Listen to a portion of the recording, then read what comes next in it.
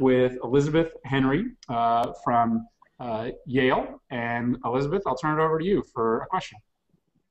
Yes, thank you so much, first of all, for doing this. This is really great and exciting that you do things like this. And so here's my question. The recent trial of murderer Kermit Gosnell has shown us how unsafe and inhumane late-term abortions can be.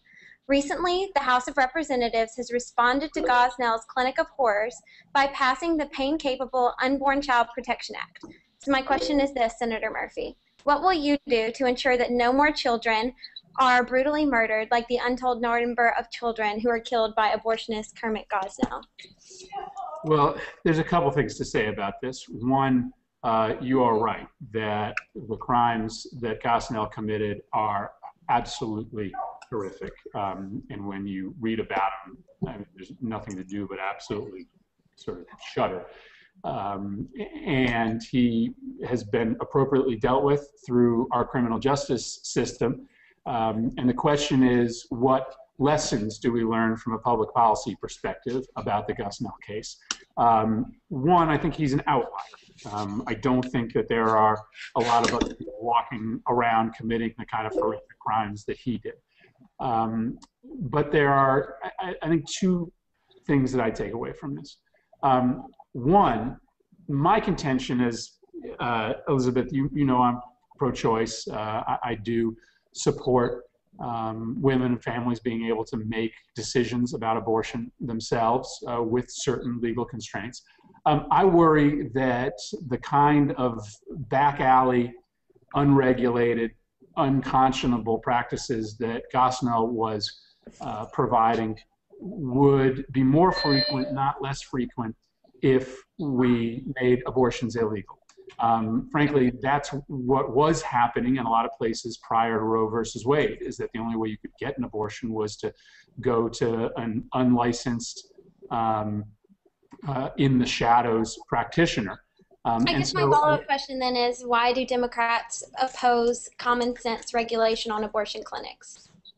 For example, the Gosnell Clinic had not been inspected in years. Even when complaints were made to the State Board of Health, they were completely ignored. So what do you think should be done to ensure that that doesn't happen again? How will you be tough on abortion providers?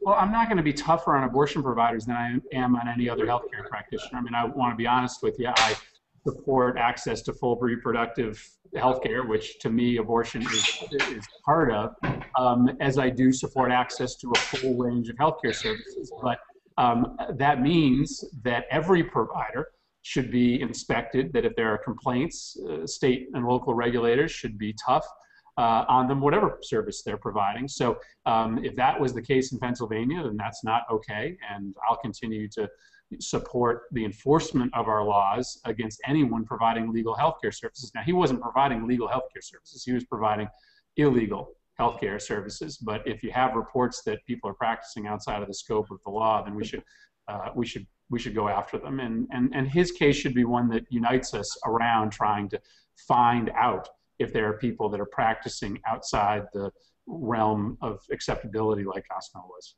And then all I would have to say is, if that's true, that you want to learn more about what's going on with inhumane practices like this, I would encourage you to look at Live Action's undercover reporting about the very crimes of killing babies who have already been born that Live Action has been doing. It's actually called Inhumane.